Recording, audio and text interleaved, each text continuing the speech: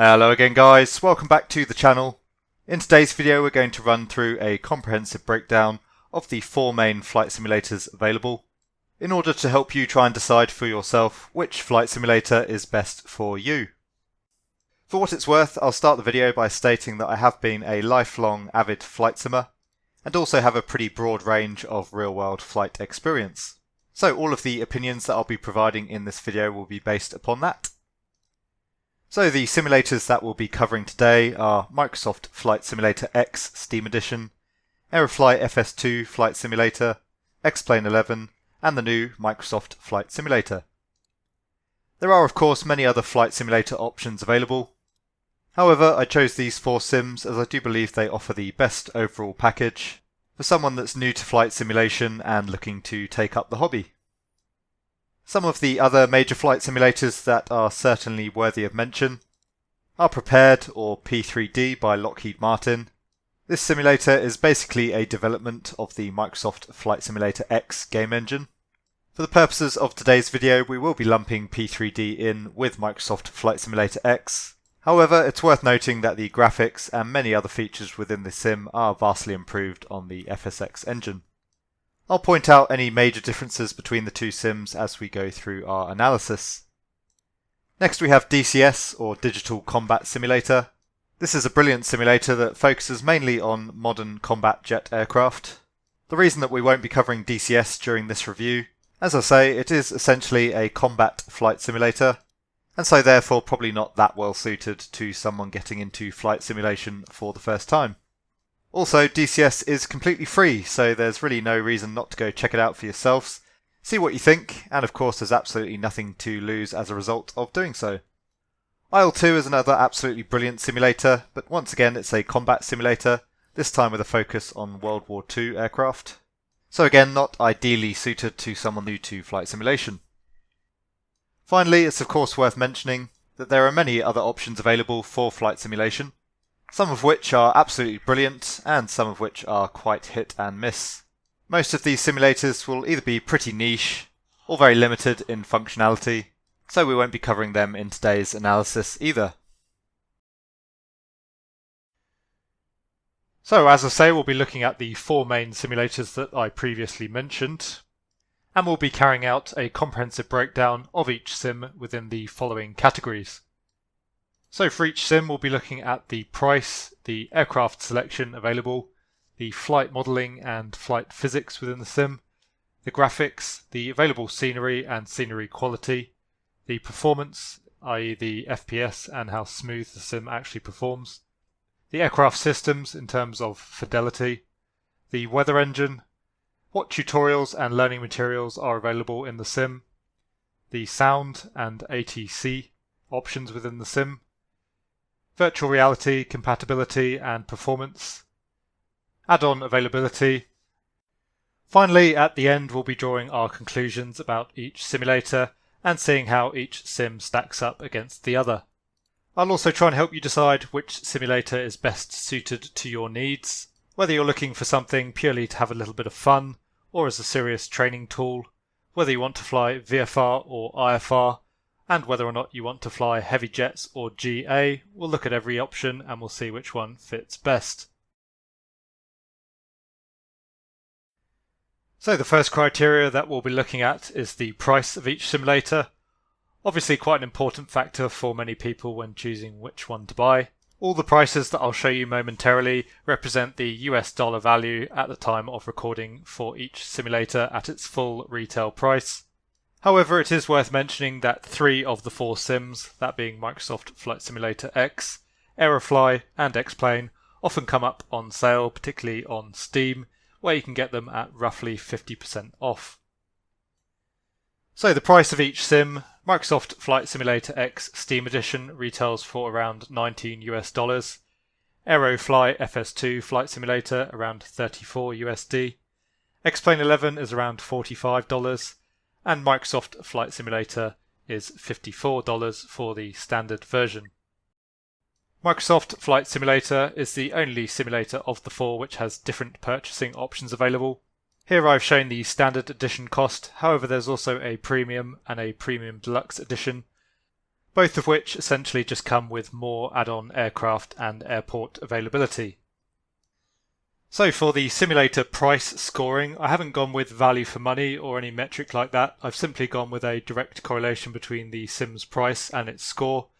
So Microsoft Flight Simulator X scores a 4, Aerofly a 3, X-Plane a 2, and Microsoft Flight Simulator a 1. The next criteria we'll be looking at is the aircraft availability within each sim. So we'll be discussing the aircraft selection within each simulator, looking at how many aircraft are available, how much variety there is, and how well modelled the aircraft are.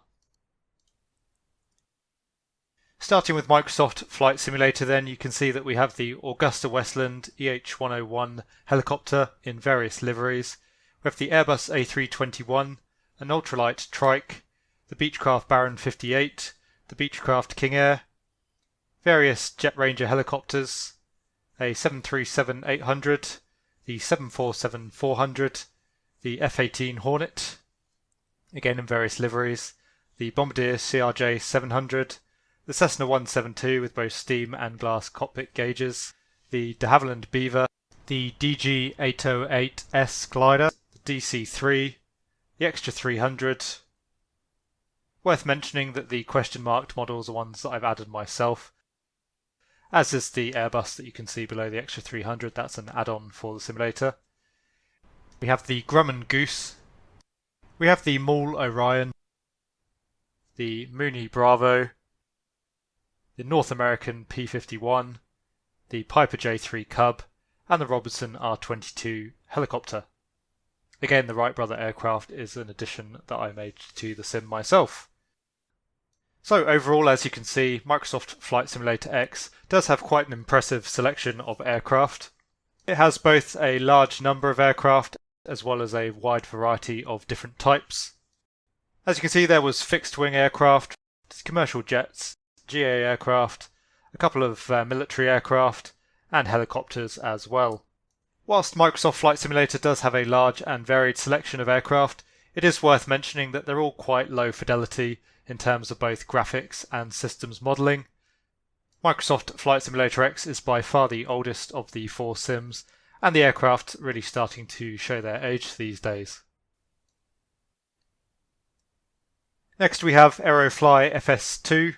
As you can see, we have a Cessna 172 SP, a King Air C90, a Sopwith Camel, the EC-135 helicopter, an Extra 330 LX aerobatic aircraft, the F-15E Strike Eagle, F-18 Hornet, F-4U Corsair, Jungmeister, Learjet 45, Aeromacchi MB339, P-38 Lightning, Pitts S2B Special aerobatic aircraft, Robertson R-22 helicopter, a glider, the A320, ASG-29 glider, Baron 58, the Boeing 737-500, Boeing 747-400, Boeing 777-300ER, and back to the Cessna 172. So once again, Aerofly FS2 has quite a large number of aircraft that we can choose from, and a very good variety in terms of both gliders, powered aircraft, fixed wing, rotary, GA and commercial jets. Also worth mentioning that in Aerofly FS, the aircraft are modelled to a much higher standard than Microsoft Flight Simulator X, both visually and in terms of systems. Moving on to X-Plane 11 now then. Worth noting with X-Plane 11, as you can see with the tick box at the top right hand of the aircraft selection menu, some of the aircraft you're about to see will be modern X-Plane 11 variants, and others will be older aircraft from X-Plane 10. As you can see, the selection does decrease when we uncheck the box.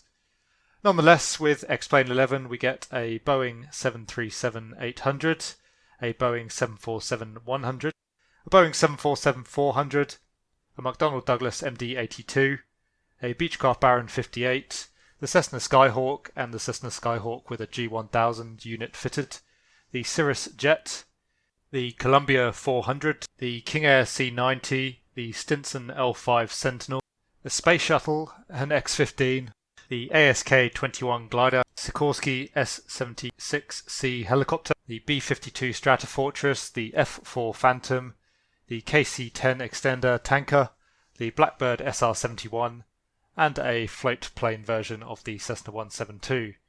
We also get an ultralight and the C-130 Hercules.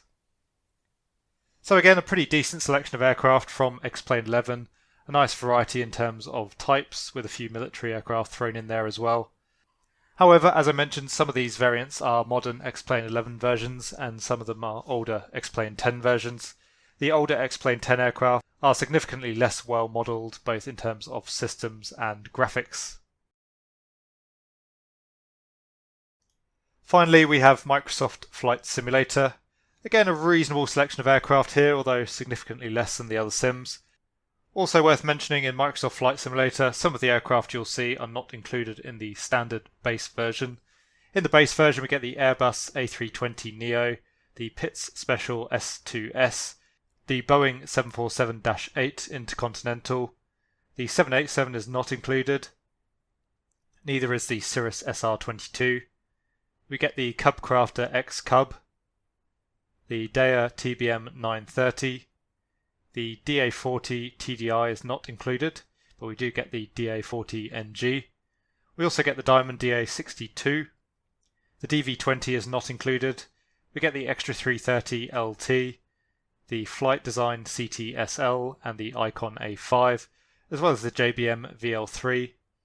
We don't get the Pipistrel Virus. We do get the Robin Cap 10 and the Robin Cadet. We don't get the Baron. We do get the Bonanza and the King Air.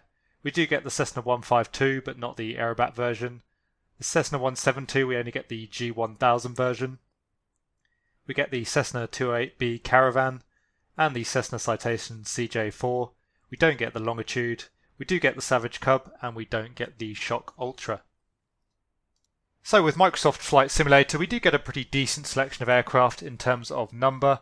However, as you can see, a lot less variety in terms of the type of aircraft. Really, we're only getting fixed-wing jets and fixed-wing prop aircraft. Microsoft Flight Simulator, obviously the newest of the four sims, and as such, the visual modelling on the aircraft is second to none. The systems modelling is pretty decent on the GA aircraft, however, on the commercial jets, it's not particularly brilliant. There's enough to broadly simulate a flight, but there's plenty of in-op systems on the aircraft as well. We'll cover all of that more in a later chapter. So in terms of scoring each sim for its aircraft selection, I've taken into account both the number of aircraft available as well as their variety, and ultimately the quality of the aircraft available in the sim. With that in mind, Aerofly FS2 gets a 4 as it has the largest and most varied number of aircraft in the sim, done at a pretty high quality. Microsoft Flight Simulator gets a 3. It does have a decent selection, although as I mentioned they're all broadly the same types of aircraft, but they are done to a very high standard visually. X-Plane 11 gets a 2, as although it does have quite a nice selection of aircraft and some of them are modelled to a very high standard, many of them, as I mentioned, are much older versions and therefore quite low fidelity in terms of systems and graphics. And finally, Microsoft Flight Simulator X gets a 1, as although it does have a very nice large selection with a wide variety of aircraft, the aircraft, as I say, showing their age these days, and both in terms of systems and graphics, lacking a little bit with the modelling there. So next we'll look at the flight modelling in each simulator. Specifically, we'll be looking at how well each sim recreates the feeling of real-world flight. To break this down a little bit more, we'll be looking at GA aircraft and heavy jets separately. So starting with the GA aircraft, or General Aviation Aircraft. More specifically, we'll be looking at the default Cessna 172 within each sim. To keep things fair, we'll be flying a circuit from the same airport under the same weather conditions. And I'll show you a little bit of footage from each simulator as we discuss its flight model. So starting with Microsoft Flight Simulator X, we're just on a downwind position for runway 08 at Blythe Airport currently. What can I say about the Microsoft Flight Simulator X flight model? Well, overall it's not bad, but it's certainly starting to show its age these days. I've always been a big fan of the Microsoft flight simulators over the years, and generally always preferred the aircraft handling to X-Plane.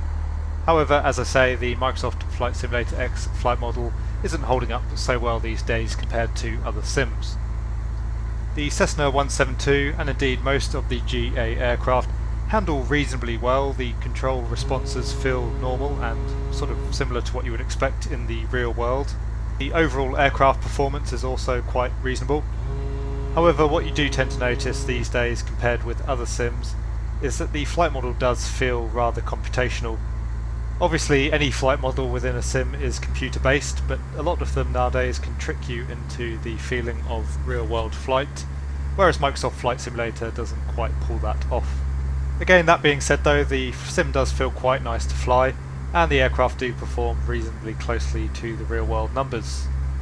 The handling characteristics of most of the general aviation aircraft in the sim do feel closer to a simulator than a game. The areas where the sim tends to fall down a little bit are ground interaction with the aircraft, also in the flare and at the extremes of the flight envelope. So for example, stalls and spins aren't really possible within Microsoft Flight Simulator X. So once again, just to reiterate, by modern standards the Microsoft Flight Simulator X flight model isn't as good as most of the other sims. However, it is decent enough that if you are new to simulation, you could use this sim to build up a broad understanding of how an aircraft operates. I do quite enjoy how the aircraft feel to fly overall. The controls are neither too sensitive nor too sloppy, and in the default 172 at least, there is an overall feeling of inertia from the aircraft.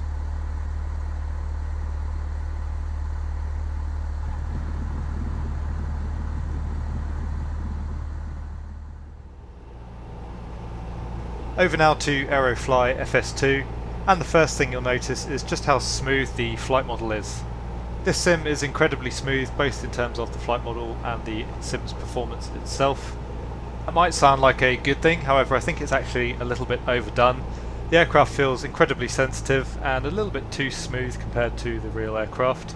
Response from the controls is almost instantaneous, and the aircraft are very sensitive on the controls as well. There's not too much feeling of weight or inertia from the aircraft as a result, so I don't think this sim is the most realistic to fly in terms of general aviation aircraft. It's good fun, but it doesn't really give you the feeling of flight quite as much as some of the other sims. In terms of ground handling, it's okay. Again, it doesn't feel like there's too much interaction going on between the aircraft and the ground itself. The GA aircraft do feel a little bit more arcadey than some of the other simulators that we're looking at, and there are a few strange behaviours from the aircraft. For example, the default Cessna 172 in Aerofly was the only one that I had to trim nose down on the takeoff to pitch to 70 knots. So overall, the Aerofly general aviation aircraft are pleasant to fly, however they're not quite as accurate as some of the other sims.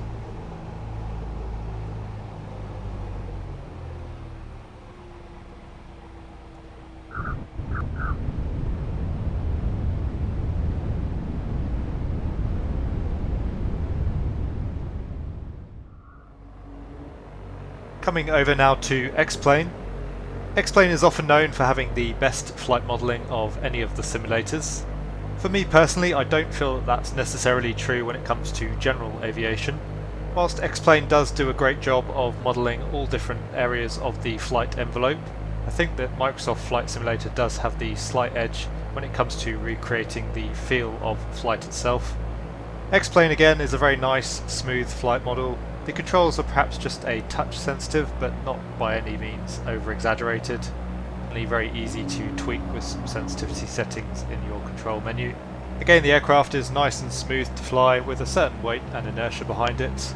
Ground interaction is much better in this sim than with the previous two, and again the aircraft performance feels very reasonable compared to the real thing. So overall I do find X-Plane very pleasant to fly. But again, I think Microsoft Flight Simulator has the edge in recreating the overall feel of flight. In X-Plane, the flight model very much feels like you're on rails. There's no real perturbations in the flight path unless there's any significant weather around. And in the real world, even on a very calm day, it's unusual not to have at least a few bumps and knocks here and there whilst in level flight. But to reiterate, X-Plane does have a very solid flight model, and particularly if you're looking to fly IFR or aerobatics, then this is probably the best flight model of all the four sims. One thing I would just like to mention, I don't know if it's still the case with the sim now, but I used to have some pretty serious problems with X-Plane in the past when it came to landing in a crosswind. I found that at least with the default GA aircraft, even in a moderate crosswind, they basically become uncontrollable once you're on the runway. So I don't know if that's a ground physics issue or something else, but that was a big problem with the sim for me at the time.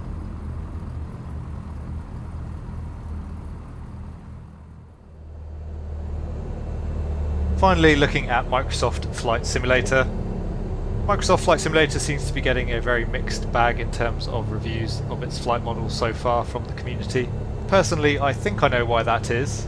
I think Microsoft Flight Simulator does a great job of recreating the feeling of flight in the normal flying envelope.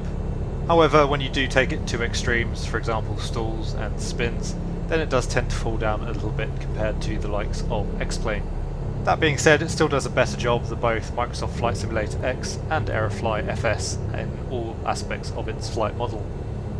To me, as I say, Microsoft Flight Simulator feels really nice. The controls feel about as responsive as the real aircraft. There's a certain weight and inertia to all the GA aircraft. They behave much as you would expect, and they do feel broadly like flying a real-world GA aircraft. The aircraft in Microsoft Flight Simulator also respond very nicely to any weather effects, as well as turbulence caused by terrain. The ground handling is reasonable in Microsoft Flight Simulator. It does do some strange things occasionally, and the controls are particularly sensitive on the ground, especially with regards to the rudder. Again, the aircraft broadly behave as you would expect in terms of performance, and ultimately, as Microsoft Flight Simulator is still a new sim, the developers are still refining and tweaking the flight model.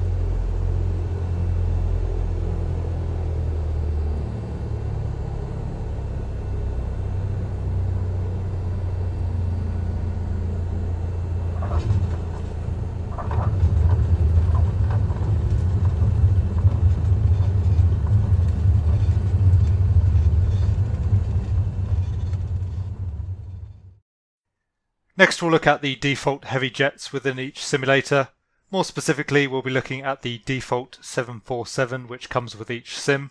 To test the handling here, I flew a quick lap around San Diego's airport off runway 09, returning for an ILS. Again, we just want to see how the aircraft feel compared to a real-world heavy jet, and to basically understand the strengths and weaknesses of each simulator's flight model when it comes to jet aircraft. So back once again to Microsoft Flight Simulator X, and once again it's a very similar story to what we had with the default Cessna 172 in that sim. The 747 handles plausibly. It's quite heavy in roll and pitch as you might expect, and it does feel like it has some weight and inertia to it. So overall the handling quite pleasant from the default model. That being said, again the flight model does show its age a little bit now. It does feel quite artificial.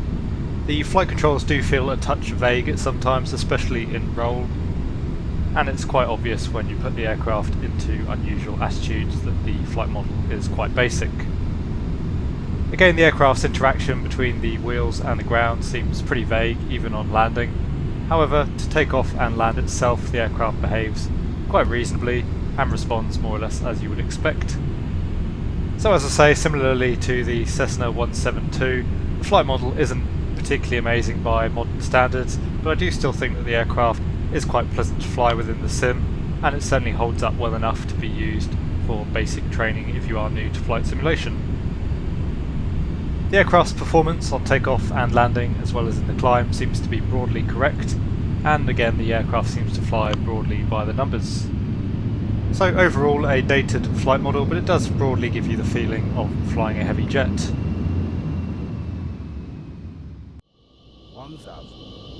So coming now to the Aerofly FS default 747, and I have to say it's actually a very nice aircraft to fly. It certainly feels a lot more immersive and realistic than the Cessna 172 within the game. It has a nice feeling of weight to it, the controls are neither overly sensitive or undersensitive, and the handling and performance just generally seems very reasonable. Again, with Aerofly FS, a really positive thing about the flight model is how incredibly smooth it is, much more so than any of the other sims. So overall, as I say, the aircraft is a real joy to fly. Another thing worthy of mention with the Aerofly FS 747 It was the only aircraft of the four that I could easily place right in the touchdown zone for the landing. I think this was as a result of the aircraft handling as I would expect it to, and also getting a decent amount of feedback from the flight model. So overall, a good effort from Aerofly when it comes to the heavy jet simulation in the sim. 100, 50, 40, 30, 20, 10.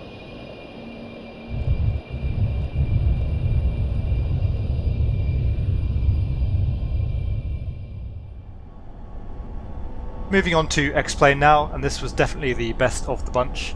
The X-Plane jets all fly very nicely, I have to say. Where I think that X-Plane perhaps loses out slightly to Microsoft Flight Simulator in terms of the GA flight modelling, it certainly trumps Microsoft Flight Simulator when it comes to heavy jet simulation. The aircraft handled very nicely, it felt very reasonable both in pitch and in roll. The takeoff and landing performance seemed pretty accurate, and just generally you get the sensation of flying a big jet. The ground handling also felt very reasonable. The aircraft performed as I would expect during the takeoff and the landing. The rudder input during the takeoff roll felt reasonable, and the touchdown feedback from the aircraft felt good. So as I say, with X-Plane in the 747 and indeed all the other jets that I've tried, you really do get more of a sense of flying a jet than you do with the rest of the sims, and as such it's a very pleasant experience flying heavy jets within X-Plane. 50, 40, 30, 20, 10.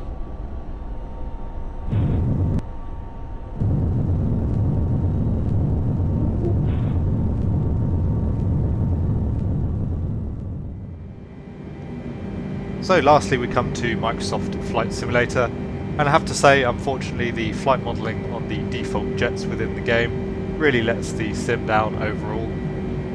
Pretty much all of the jets that I've flown in Microsoft Flight Simulator exhibit some sort of strange behaviour. As far as the default 747 goes, during the takeoff the rudder authority feels quite vague, and the nose wheel will basically start to lift off the ground around V1, even though that should not happen in the real aircraft. Flying the aircraft in the cruise isn't too bad, there is a feeling of weight and inertia again. The roll response seems somewhat reasonable.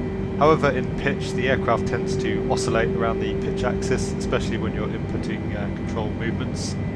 Where the aircraft really falls down though is during the landing. Again, you get this slightly vague, wallowy control handling at approach speeds, but the worst handling aspects of it are that the aircraft really likes to float. You can end up floating halfway down the runway if you don't anticipate that fact, 100. as you'll see in the video here. And then both in the flare and even on touchdown, the aircraft still feels very wallowy. It basically wants to keep flying until you get the speed well below approach speed. So all in all, the Microsoft Flight Simulator 747 really doesn't handle much like a big jet. It's a very strange flying experience. Once again though, Microsoft Flight Simulator is still under development, so expecting and hoping for significant improvements in the default jets from the developers as time goes on. So the overall score for the flight modelling within each sim, bearing in mind that this is based both on the GA and the heavy jet experiences. X-Plane is the winner with 4 points. Both the GA and the heavy jets handle very nicely within X-Plane, particularly the heavy jets as I mentioned. Microsoft Flight Simulator gets 3 points, the GA flight modelling really saving the sim there, otherwise it would probably only get 1 point. Again, I find the GA handling preferable in Microsoft Flight Simulator to X-Plane. Aerofly FS2 gets 2 points. As I say, the aircraft are very pleasant to fly and certainly fly very smoothly, but you can tell that the simulation engine perhaps just isn't quite as complex as some of the other sims. And unfortunately, Microsoft Flight Simulator X gets the 1 point score once again. I have to say that Microsoft Flight Simulator X's 747 actually handled better than the newer Microsoft Flight Simulator version in my opinion, which is really saying something. However, as I kept mentioning, you can really feel the age of the flight model now. It does seem a little bit basic by today's standards, and compared with all 3 other sims, it does feel like a previous generation simulation engine. Regarding the graphics in each particular simulator, we won't delve into too much detail with all of that here. Hopefully you'll already have a feel for the different graphical qualities within each sim, having watched the previous video clips. And we have some more video clips coming up later on when we analyse the scenery within each simulator. So in this particular section of the video, we'll just look at some still screenshots from each simulator and discuss the major graphical differences between each sim. So starting once again with Microsoft Flight Simulator X, and of course the graphical fidelity in this sim is the poorest of the four. Not really a big surprise, as this sim is significantly older than all the other sims. As you can see, pretty basic texturing both on the buildings and the scenery, as well as the ground textures. The aircraft not looking too bad for its age, but again when you get close up and zoom in, the textures are rather low resolution by today's standards. Overall, I would say that the aircraft and airport environments just about hold up within the sim. However, as you'll see in the next chapter, the scenery within Microsoft Flight Simulator X really lets the sim down and really shows its age now. Even with a modern system and everything maxed out, the sim still looks pretty dated these days. And as you can see, the overall lighting, shading and shadows, for example, looking very basic by the standards of today. That being said, with a lot of mods and a lot of tweaking, it is possible to get the sim looking a whole lot better and almost bring it up to the standards of something like X-Plane. As you'll see when we cover the scenery in the next chapter, P3D is a significant improvement graphically on FSX, so that of course may be a better alternative if you want a modern looking sim in which you can still run FSX based add-ons. Moving on now to Aerofly FS2, as you can see, a significant step up in graphical fidelity. We get more of a sense of depth from the graphics, and the lighting and texturing is much improved from Microsoft Flight Simulator X.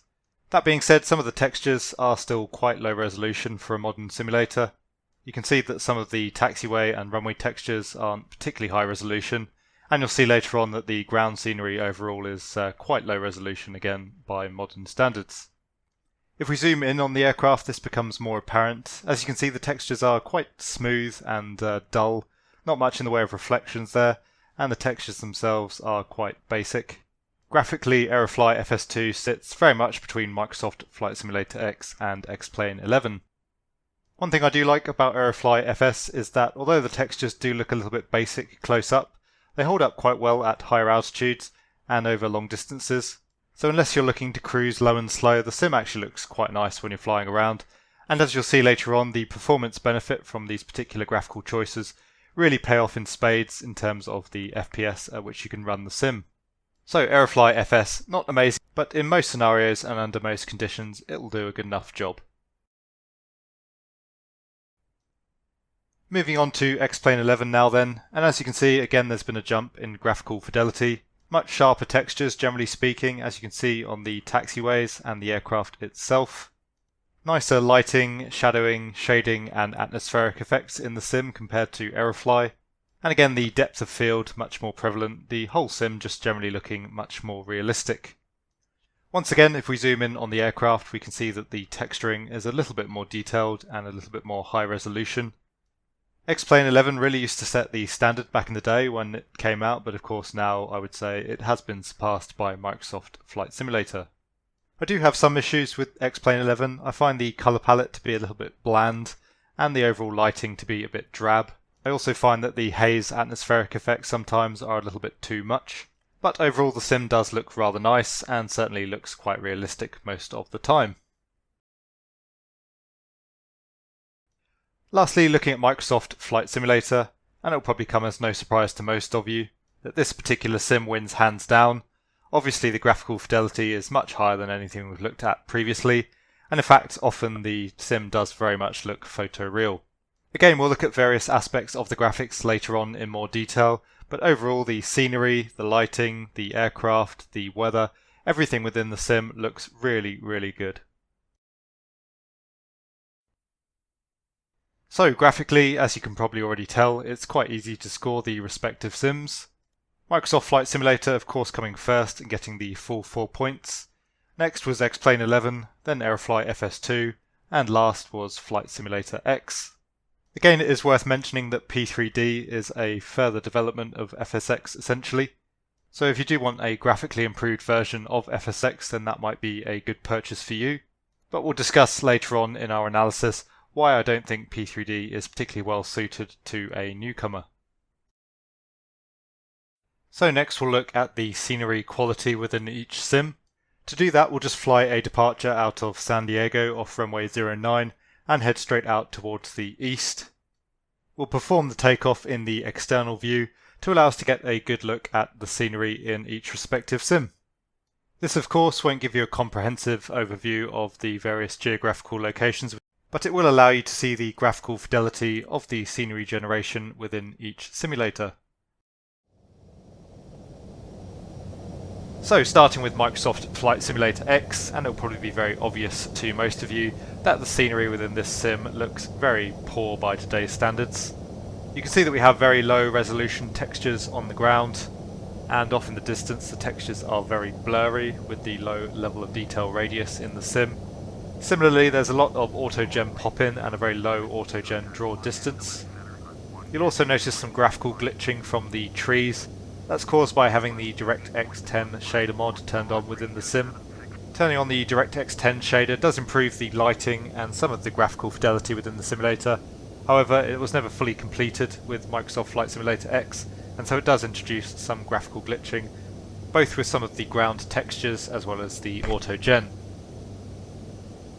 As you can see, the water doesn't look too bad at certain angles, actually quite nice from the sim.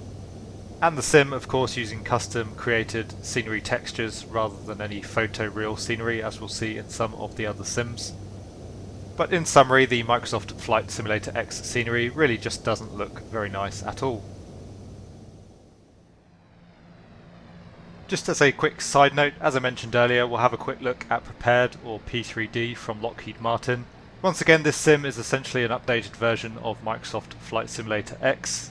And as you can see, graphically they have made some pretty major improvements in the sim. The scenery within P3D is much nicer than Microsoft Flight Simulator X, still using custom created textures rather than photo imagery for the ground textures, but the auto-gen density is much greater and the draw distance is much higher, so you do get overall a much more immersive look within the simulator. The ground textures are also seemingly higher resolution, and you do get a much higher level of detail radius. So overall, P3D actually looks quite nice. Of all the sims using custom created ground textures rather than photo imagery, I'd probably put it somewhere on the scale just below X-Plane 11.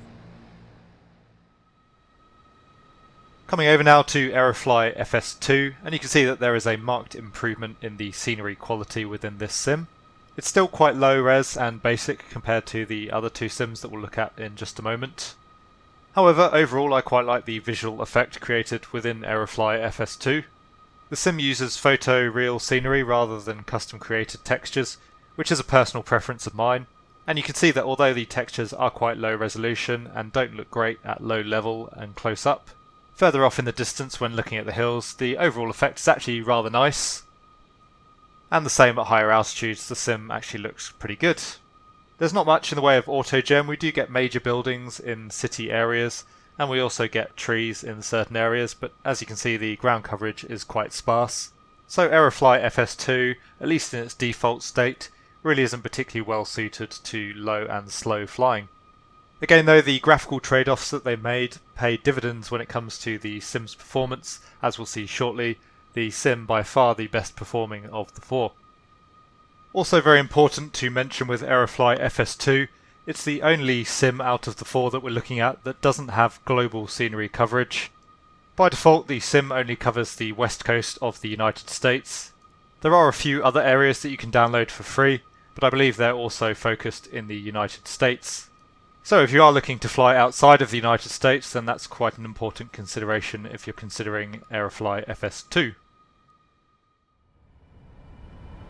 Over now to X-Plane 11, and again the sim looks pretty nice. You can see that X-Plane uses custom generated textures rather than photoreal scenery, which as I say I have less of a preference for generally, but the X-Plane textures are nice high resolution ones and they do give an overall convincing feel in various geographical areas. One of the nice things about X-Plane is it does use ortho data for all the major generation of its scenery, so you'll see that the roads and the water features, the housing areas etc. are all pretty accurate with the real world. As a result, X-Plane does manage to create quite a convincing scenery vista, although you'll only really be able to get a general feel for how an area looks rather than seeing any specific features themselves. So not a bad effort from X-Plane. Certainly if you're looking to fly jets at high altitude, then the scenery is more than adequate. However, if you are someone that likes low and slow VFR flying, then X-Plane 11 in its default state is probably going to fall short in terms of the scenery. Lastly, Microsoft Flight Simulator, and once again it's a very easy call here on which sim holds up the best. As you can see, the scenery in Microsoft Flight Simulator looks absolutely stunning. The sim uses real-world satellite data for the imagery on the ground, as well as real-world data for the major roads, water bodies, buildings, etc. The overall result is a very realistic and very nicely blended scenery composition. In Microsoft Flight Simulator's case, the scenery actually looks better at low level than I find it does at higher levels. At higher levels, the ground textures do start to get a little bit blurry, noticeably so even from high altitude. So this sim is much better suited to low and slow VFR flying, where you can really take in the detail and appreciate all the little features that you'll find along the way. One of the nice things about this sim scenery is, as it is real-world satellite data, each flight is unique and it is great fun to explore, as you will find all sorts of little details that you wouldn't find in other sims. I don't really have any complaints when it comes to Microsoft Flight Simulator's graphics and scenery. They're all pretty flawless, although it is worth mentioning certain areas of the globe are covered in more detail than others.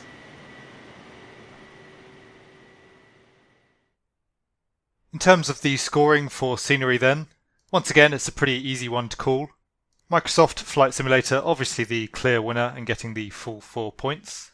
X-Plane 11 I put in the number 2 spot for a couple of reasons. One, overall I think it does look slightly nicer than Aerofly FS2, particularly at low level. And the second major reason that X-Plane 11 scores higher than Aerofly FS2 is it does have global coverage as opposed to the other sim. Aerofly FS2 gets 2 points, again mainly for the lack of global coverage as well as the slightly low resolution ground textures. And Microsoft Flight Simulator X obviously just getting the 1 point there, as we saw the scenery looking pretty awful by today's standards. Again, just as a side note, I'd probably put P3D just below X-Plane 11 in terms of its scenery. In terms of sim performance, we're only going to look at 2 factors here. One is the maximum frames per second that I was able to achieve on my system, and the second is the overall smoothness with which the sim operates. Obviously there is some correlation between frames per second and smoothness, however the two don't always directly translate. And in terms of scoring the sims, I'll be preferring smoothness over frames per second. So the maximum frames per second that I was able to achieve in each sim are as follows. Microsoft Flight Simulator X I was getting around 120 frames per second. Aerofly FS2, apparently according to the in-game frame rate counter, I was getting 500 frames per second, which seems incredibly high. I would question the accuracy of that, but we'll go with the game counter for now, as that's what I used for all my measurements. X-Plane 11 we get 120 FPS maximum, and Microsoft Flight Simulator we get around 70 FPS at the max. How does that translate in terms of smoothness though? Well, actually some pretty interesting results. Despite getting 120 frames per second in Microsoft Flight Simulator X, overall the sim doesn't perform very well. It's not particularly smooth and you do get quite a lot of micro stuttering. Aerofly FS2, as I've already mentioned, even if that frame rate counter is inaccurate, the sim is still by far and away the nicest in terms of performance. It's incredibly smooth and fluid and way above all the other sims. X-Plane for the most part is quite smooth, however occasionally I did get some stuttering, and the frame rate within the sim is very variable. I can get anywhere between 120 frames per second all the way down to around 40 depending on the area, the weather conditions and the aircraft that I'm using. Finally, Microsoft Flight Simulator, 70 FPS for the most part is a very smooth experience within the sim. However, again depending on the area in which I'm flying, this can fall down to around 40 FPS, and at that point you do start to notice a little bit of stuttering. So in terms of smoothness, Aerofly FS the clear winner and getting the full 4 points. I'd actually put Microsoft Flight Simulator in the second spot. It's slightly above X-Plane for me in terms of smoothness. X-Plane 11 comes third, and of course Microsoft Flight Simulator X coming fourth. Again, a quick mention for P3D. The overall performance within the sim is roughly on a par with Microsoft Flight Simulator X in terms of frames per second. However, the sim is much smoother than Microsoft Flight Simulator X. Next, we'll be looking at the aircraft systems fidelity within each sim. For the GA aircraft, all the sims are broadly similar. So we'll be looking specifically at the complex jet aircraft within each sim, and again we'll be using the 747 to do this. Back to the Microsoft Flight Simulator X 747 then. And again, Flight Simulator X showing its age. The systems fidelity in the aircraft is very, very basic. In terms of the systems, there's just enough there to carry out an abbreviated cold and dark start. The vast majority of the switches and controls in the aircraft are neither operative nor modelled. The autopilot has just enough functionality to get the aircraft from A to B. You'll get basic modes like approach, speed control, altitude hold, vertical speed, things of that nature, but there's no more sophisticated modes that you'll get on the other aircraft. And there's absolutely no modelling of the FMC or flight computer whatsoever. So as I say, the systems on the Microsoft Flight Simulator version of the 747, very, very basic. The aircraft isn't really designed to model a 747 in terms of the systems. It's just designed to give you enough functionality to fly the aircraft in the sim. Once again, Aerofly FS2, a dramatic step up from the Microsoft Flight Simulator X version. We see much more in the way of systems modelling. Pretty much every switch in the cockpit is clickable, however many of them don't actually have any function. So you can click these switches for the sake of simulating a procedure, however you won't see any effect as a result of doing so. The autopilot, again much improved over the Microsoft Flight Simulator X version. There's pretty decent functionality there, and you can fly the aircraft more or less as you would in the real world. We do have an FMC or flight computer modelled, and that seems to have pretty decent functionality. And we also have nice features like a radio altimeter, GPWS callouts, and certain speed reference markers on the aircraft's speed tape. So overall, the Aerofly FS2 version, pretty nice in terms of systems modelling. The overall functionality in terms of actually flying the aircraft is pretty good. In terms of actually operating the systems, a little bit more basic, as I say. You won't be able to operate most of the aircraft's actual systems.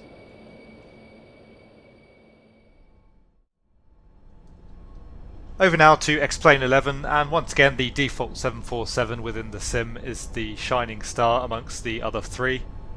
The systems modelling in this version is actually pretty good, again especially for a default aircraft. Almost all the knobs and switches seem to be clickable and working within the cockpit, and there does seem to be at least some basic systems modelling behind them. You can carry out a full cold and dark startup with this aircraft, and generally quite happily follow real-world checklists. The autopilot, again very good functionality there, most of the modes seem to work correctly. And again the aircraft does have an FMC, however the functionality is a little bit reduced compared to the Aerofly FS version, only pretty basic functionality there. It does have enough capability to guide the aircraft from A to B, but I did also find a few bugs in the FMC. Primarily I couldn't actually set the ILS, which would be a big problem if you want to simulate a flight with the 747. I'm happy to be corrected if I made a mistake with the ILS selection, however I'm pretty confident that I can do it with all the other aircraft, and I did see online that it has been a bug with the 747 in the past, so perhaps it still hasn't been fixed by X-Plane, although this bug seems to have been around for many years now. Again, we have features such as a radio altimeter, GPWS callouts, and speed tape markers for things such as V1 and VR. And all in all, for a default aircraft, I really can't fault the X-Plane 11 version of the 747 too much. They've done a really nice job there. Finally, the Microsoft Flight Simulator version. That probably sits roughly on a par with the Aerofly FS version, if not a little bit below. It's a real mixed bag in terms of systems functionality. There are quite a few systems that work, but there are also plenty that are inoperative. The autopilot seems broadly functional, as does the FMC. So in terms of systems modelling, the Microsoft Flight Simulator version behaves pretty much as I would expect from a default aircraft, although it's perhaps a touch disappointing from the newest sim on the block. So again, the scoring in this category quite straightforward as far as I'm concerned. X-Plane 11 is the clear winner, getting the full 4 points. A really nice job there on the default 747. I actually put Aerofly in second spot. I think the system's fidelity is roughly on a par with Microsoft Flight Simulator. However, Microsoft Flight Simulator does still have some bugs, particularly with things like the autopilot. So Aerofly FS2 getting 3 points. Microsoft Flight Simulator 2 gets 2 points. As I mentioned, the functionality is a bit hit and miss, and there are still some bugs with the aircraft. And again, Microsoft Flight Simulator X getting just the 1 point, as the default 747 is pretty basic in terms of its systems modelling. Next, we'll be comparing the weather engine within each simulator. To do that, we'll just be comparing a few still shots. Firstly, we'll be looking at the real-world weather implementation within each sim, and then secondly, we'll be looking at thunderstorm conditions. So Microsoft Flight Simulator X Steam Edition does still have real-world weather available, so long as you're signed up for the beta version of the sim. All the shots that you'll see in this particular section of the video were recorded at the same time in the same location, so you can get a feel for how the different weather engines recreate the weather conditions within each sim. As you can see in Microsoft Flight Simulator X, we have a little bit of scattered cloud cover. Once again, the weather depiction looking a little bit old graphically now, but I do quite like the sky colour and the effect of the clouds still within this sim. Aerofly FS2 in fact doesn't have a real-world weather option, which is a big no-no in a simulator for me. In fact, the sim still has only very limited weather functionality. You can select basic cloud cover types and heights, wind speeds and direction, that's about it really. So I set the conditions to be broadly similar as what we saw in the other sims, just for the sake of comparison, but this is manually configured weather. I find that the sky colour is a little bit grey and the clouds a little bit cotton wool looking, as you can see. So really not happy with the Aerofly FS2 weather engine overall. X-Plane's weather engine is a little bit hit and miss. It does have real-world weather and it does a pretty nice job of recreating that accurately.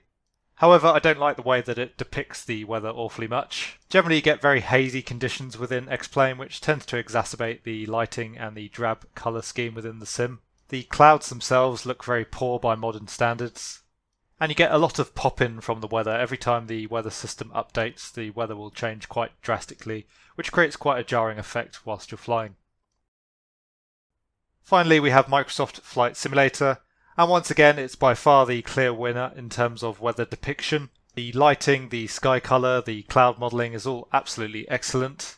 The only issue I have with the sim at the moment, although there is real-world weather options available within the sim, they're currently quite buggy. They work on some occasions and not on others, and also often the weather will be out of date, which rather defeats the point of having the live weather function in the first place. Just at the end with Microsoft Flight Simulator, I've gone with a few cloud setup in the weather options, just to give you a feel for how good the clouds really look within the sim. Moving on now to the thunderstorm condition. As you can see again with Microsoft Flight Simulator X, the weather system looking pretty dated. The clouds and sky colouring is quite nice, but the lighting is quite bizarre, and the rain looks really poor by modern standards. Once again, a major negative for Aerofly FS. There's no option within the sim to even set a thunderstorm condition, so there's no screenshot of Aerofly FS in this particular part of the review. Moving now on to X-Plane, and you can see that the thunderstorm condition doesn't quite look right there. To me, the visibility makes it look much more like fog. The sky colour is still quite light for a thunderstorm, and the rain is okay, it's a little bit basic. And again, I don't really like the cloud effects within the sim, although you can't really see them in this shot. Microsoft Flight Simulator again, really nice look with the thunderstorm condition. You get the overall gloomy feeling that you'd get with the thunderstorm. The clouds look amazing when you get up to higher altitude. The rain looks nice, and we do have the rain reflections off the ground as well. So again, the sim doing a really good job of the weather depiction. So in terms of the weather engine and depiction within each sim, Microsoft Flight Simulator coming first, the weather depiction far and away beyond anything else within any of the other simulators. It does get the full 4 points, however I would like to see a little bit of improvement in terms of reliability and accuracy from the live weather option. Microsoft Flight Simulator X actually coming in second. The live weather still does a pretty reasonable job of recreating the real world weather. I find that the weather depiction is actually a little bit nicer in Microsoft Flight Simulator X than it is in X-Plane, and the weather pop-in is roughly on a par with X-Plane. X-Plane 11 comes third with the 2 points.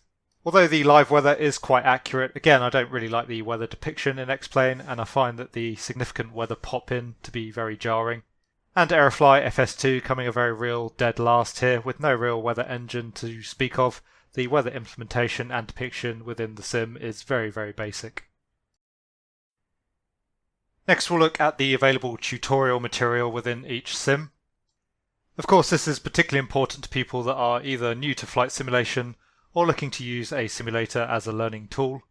We'll also briefly discuss any additional content such as missions or challenges that come with the sim. So starting with Microsoft Flight Simulator X, I have to say this is a real ace up the sleeve for this particular sim. Microsoft Flight Simulator X is the only sim of the 4 that has a wealth of both learning materials and educational lessons. You get everything from basic flight all the way through to advanced instrument flight procedures, and you also have the opportunity to carry out simulated check rides from PPL all the way up to ATPL. Obviously the check rides are somewhat simplified, but they do give you a decent idea of how your flying skills are progressing. The lessons in Microsoft Flight Simulator X are also done to a very high standard. You get voiceovers as well as on-screen prompts, and you get separate reading materials so that you can read around a subject. You also get a wealth of adventures and missions within Microsoft Flight Simulator X, which although not directly educational, are great fun and of course do help you to hone your flying skills. So as I say, this is a real trump card for Microsoft Flight Simulator X, and it's one of the reasons that I would highly recommend it to a newcomer. It acts as a really solid learning platform if you're starting out within flight simulation. Moving on to Aerofly FS2, it's very basic as far as its implemented flight school system goes.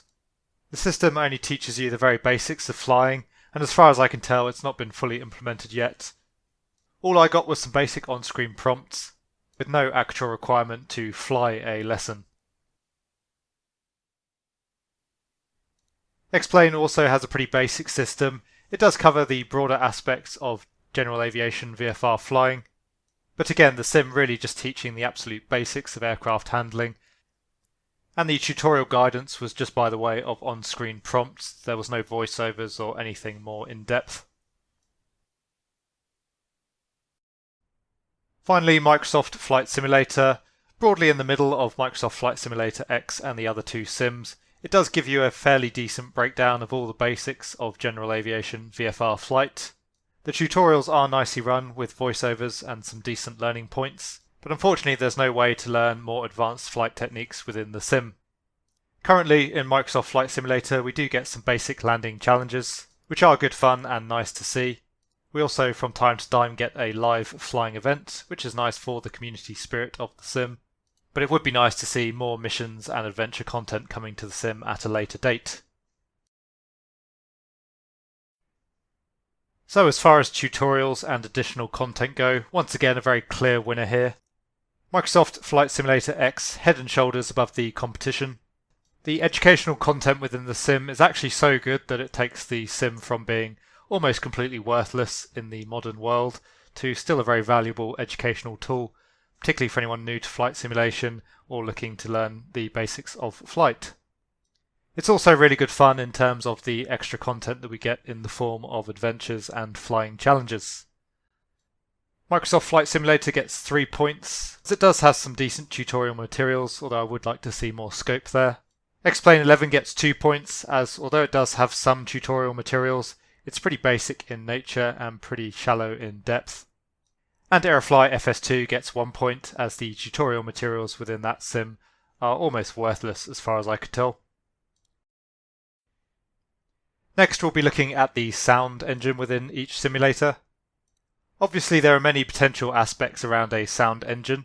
But to keep things simple, we'll just be doing a full engine run-up in each of the default 747s to compare the various sound effects used. All of the sound tests were run with the sim at its highest volume setting to help give an equal representation.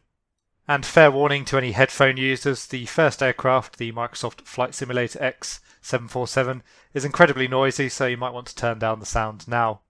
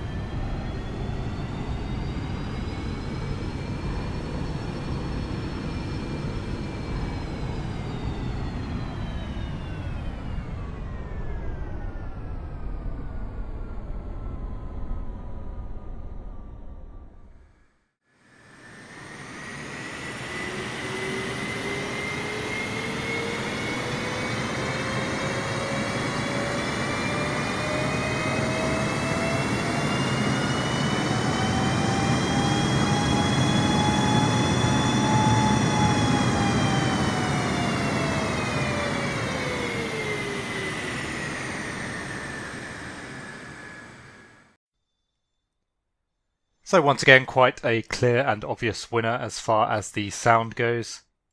Microsoft Flight Simulator gets a 4 as the engine sound is really nice. There's quite a decent range to the sounds and you really get that whine of the jet engine.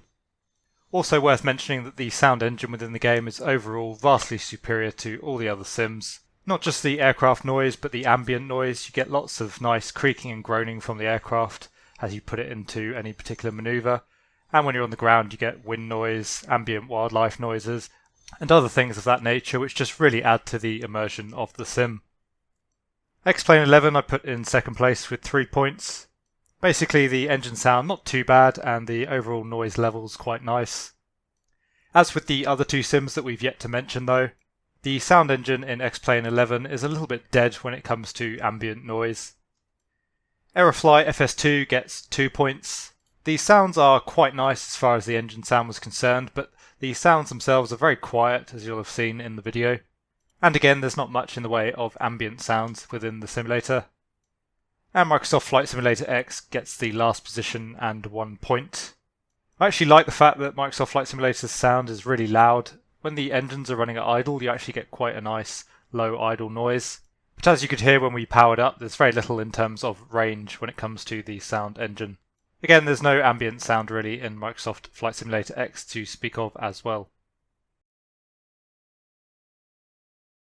Next, we'll very briefly discuss the air traffic control system implementation within each sim. Essentially, there's not too much to say here really. Microsoft Flight Simulator X for me is the clear winner. The default ATC is actually not too bad even by today's standards. The audio sounds pretty reasonable and the system itself works pretty well. It's very rare that you have any problems with the ATC instructions. They'll generally vector you quite well and they'll give you appropriate climbs and descents when you need them. Microsoft Flight Simulator comes in second. You would think that this would be an improvement on Microsoft Flight Simulator X. Fortunately, that's definitely not the case though. Personally, I feel that the Microsoft Flight Simulator ATC implementation is a step back from the Flight Simulator X version.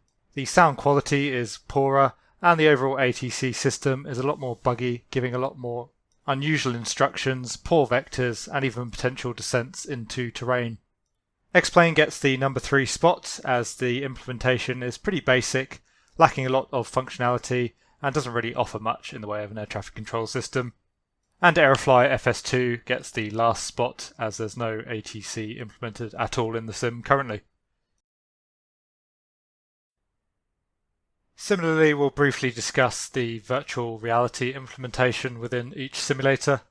Currently, I'm putting Aerofly FS2 in the number 1 spot, as the sim is much more designed from the ground up for virtual reality.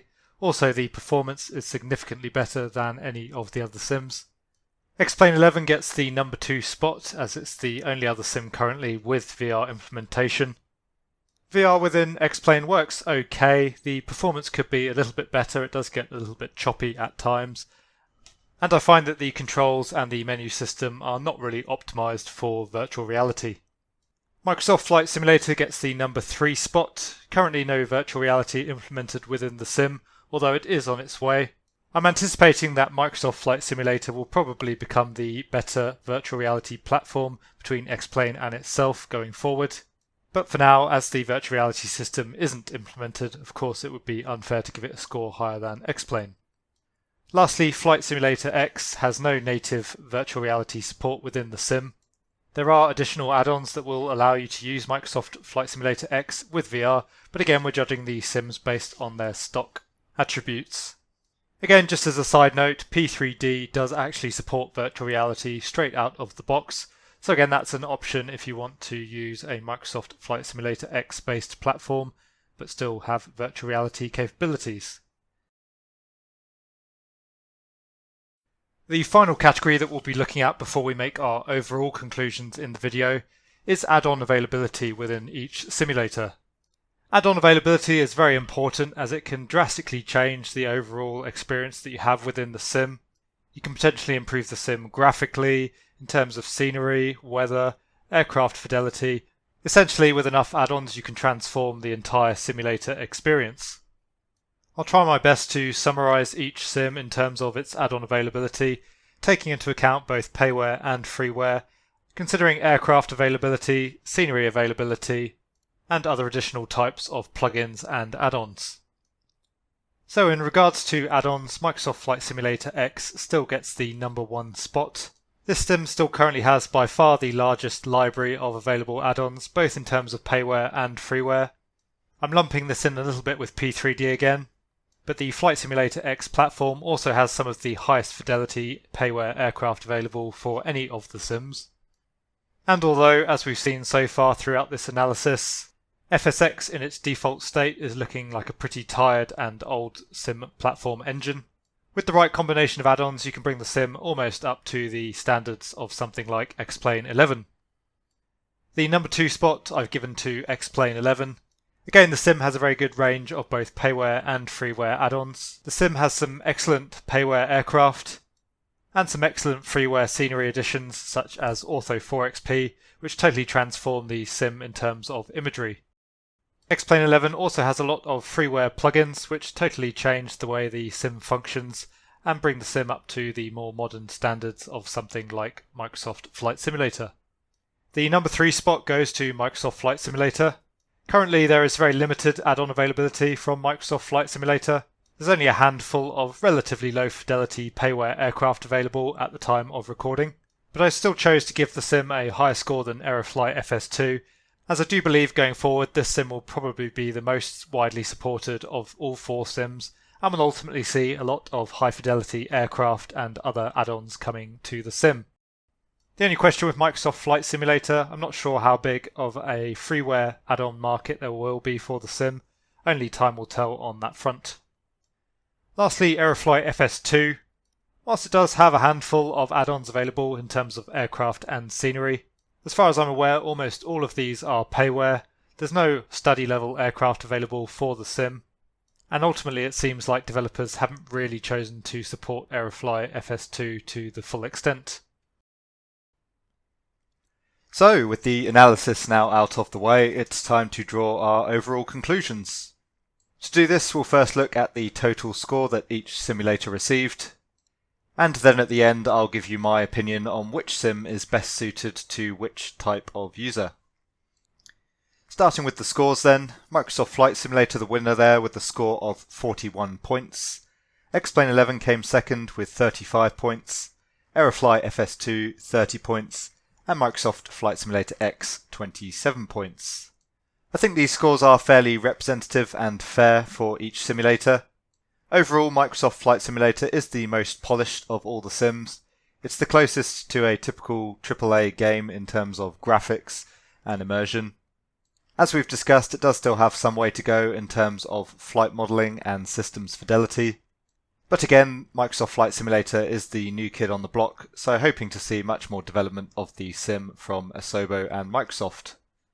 Worth mentioning that again, with Microsoft Flight Simulator being a new sim, it does have its fair share of bugs, although this does seem to be quite hit and miss between different users. Personally, I've had very limited problems with the sim so far. X-Plane 11 coming in at number 2, again I think a reasonably fair decision. Although X-Plane 11 is probably closer to Microsoft Flight Simulator than the scoring would suggest. X-Plane 11 is a little bit behind Microsoft Flight Simulator in terms of graphical fidelity and overall immersion. However, purely based on the flying aspects of the sim, it's probably the most well-rounded sim out there right now, with both the GA and the heavy jets flying very nicely, the default aircraft being done to a very high standard, and the sim overall performing very well if you are looking to use it as a serious training tool. Aerofly FS2, once again, third position, is a reasonably fair assessment. It's not quite as polished or as finished as the other two sims that we've just discussed, but it does still look pretty good and it offers a nice package out of the box for someone looking to have some fun with a flight simulator. And finally, Microsoft Flight Simulator X in fourth position. As we've seen throughout this analysis, the sim really starting to show its age now, and generally in most respects, Flight Simulator X falls below the standards of the other three sims. Of course though, more points doesn't necessarily mean a better sim. One sim may perform better than another in a particular area, and so of course, depending on what you're looking to use the sim for, may very well affect which sim is best for you. Taking a little bit of time to discuss that now then. Starting with Microsoft Flight Simulator X. I really can't see too many reasons to buy this sim nowadays, with of course the exception of one major attribute that the sim does have. As I mentioned previously, the sim comes with an absolute wealth of educational materials, flying lessons and check rides, as well as missions and adventures. And as a result, anyone that's starting out in flight simulation or looking to use flight simulation to learn the basics of real-world flight would be very well served in purchasing Microsoft Flight Simulator X. Its content is way above and beyond anything that the other sims offer, and again I think it offers a very solid educational foundation. Aerofly FS2 is a little bit in no man's land really. What I do think it offers is a very fun platform for anyone that's looking to get into flight simulation, perhaps a little less seriously. Again, it has a very wide selection of aircraft with a decent amount of variability, so you can really try your hand at flying all sorts of different aircraft in sim. Out of the box, the quality of the aircraft is pretty good. And again, although the scenery coverage is pretty limited with just the western coast of the United States, that's more than enough of a playground to have if you just want to have some fun with flight simulation. Also with the sim's extremely good performance, it's great for people with more modest systems, and anyone looking to have some fun with VR flying will also be very happy with the performance in Aerofly FS2. X-Plane 11 I've termed best overall. I've done that because I think it does currently offer the best simulation platform for people who are looking to get into flight simulation seriously. As we've discussed previously, the flight physics both in the GA aircraft and importantly in the heavy jet commercial aircraft are very good. The simulation does seem to have the best flight model when it comes to the extremes of the flight envelope. And although there are many areas where Microsoft Flight Simulator definitely beats X-Plane 11, X-Plane 11 does right now offer the most comprehensive package in terms of high quality default aircraft, a wide variety of freeware and payware add-ons, integrated virtual reality support, and with the use of Ortho 4XP, the ability to use the sim for VFR or IFR training. Microsoft Flight Simulator X definitely offers the best overall sim package for VFR flight. The scenery, graphics, immersion, weather engine, and overall experience are head and shoulders above all the other simulators. The sim truly is an amazing VFR platform, and as I say, I think the GA aircraft have the closest experience that you'll get to the feeling of real-world flight. Currently now though, I can't say that Microsoft Flight Simulator is the best overall sim. As we've discussed, the flight dynamics and systems of the heavier jets really just not up to the same standard as some of the other sims. So if I had to recommend which sim to buy, I would broadly divide this into two categories. If you're someone that's new to flight simulation and looking to get into the hobby, perhaps looking just to have some fun initially and then maybe take things more seriously as you go along, then I would definitely highly recommend Microsoft Flight Simulator. It's definitely the most polished of the four sims, and it's the one you'll most likely have the most fun with in terms of flying around. I would add to this that if at a later date you decide you want to get more seriously into learning how to fly and learning flight simulation, I would seriously consider picking up a copy of Microsoft Flight Simulator X, purely for the training materials. As I say, Flight Simulator X Steam Edition quite often on sale, so you can usually pick it up for less than $10, and again for the training materials alone I think that's well worth it. However, if you're someone that's looking to use flight simulation as a serious training tool, then right now I would definitely recommend X-Plane 11 for all the reasons that we've mentioned previously. It's also important to bear in mind that Microsoft Flight Simulator is the only sim that's still currently undergoing major development. X-Plane 11 does still see updates from time to time, with their recent release of the Vulkan API for example. However, at this point I don't foresee any major developments that are ultimately going to change the fidelity or sim experience from X-Plane 11. Whereas with Microsoft Flight Simulator, it's still very possible that we'll see major updates to the sim, affecting all aspects of the flight simulator. And I do believe that ultimately, based on the job that Asobo have done so far, Microsoft Flight Simulator will become the best overall sim in the future. As a final note, once again Microsoft Flight Simulator being updated on a fairly regular basis at the moment. So if there are any major amendments to the sim, such as the implementation of virtual reality, or a large increase in high fidelity payware add-ons, then I'll leave an update in this video's description accordingly. Anyway guys, I do hope that helped those of you who are undecided about which sim to purchase, or whether or not to purchase another sim. If you do have any comments or questions for me, please leave them down in the comments section below and I'll be very happy to answer them. If you did find the video useful, please consider giving it a like and subscribing to the channel. But for now, thanks very much and I'll see you all again soon.